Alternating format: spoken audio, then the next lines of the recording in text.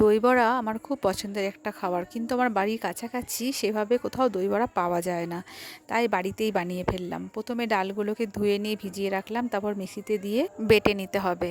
তারপর খানিকক্ষণ ঢাকা দিয়ে রেখে দিতে হবে। তারপর ঢাকনা খুলে ডালটার মধ্যে খানিকটা নুন দিয়ে খুব ভালো করে ফেটাতে হবে। ভালো করে ফেটানো হয়েছে কীভাবে বুঝবে? ওই ডাল বাটাটা একটু জলের মধ্যে ফেললেই দেখবে ভাসছে, তখন বুঝবে খুব ভালোভাবে ফেটানো হয়ে গেছে। তারপর তেলের মধ্যে ভেজে তুলে রাখতে হবে।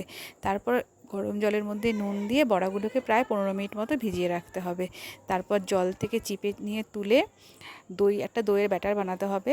প্রথমে নুন চিনি দিয়ে দইটা খুব ভালোভাবে ফেটিয়ে নিতে হবে। তার মধ্যে বড়াগুলোকে দিয়ে একটু ভিজিয়ে তারপর একটা বাটির মধ্যে বা প্লেটের মধ্যে বড়াগুলো দিয়ে ওপর দই দিয়ে তারপর ওপর থেকে তেঁতুলের চাটনি, ভাজা মশলা, ঝুরি ভাজা, বিট নুন দিয়ে সার্ভ করতে হবে। ভাজা মশলার জন্য আমি গোটা জিরে, শুকনো লঙ্কা, গোলমরিচ ভেজে নিয়ে গুঁড়ো করে নিয়েছি। দোকানের থেকে কোনো অংশে কিন্তু কম হয়েছিল না খেতে।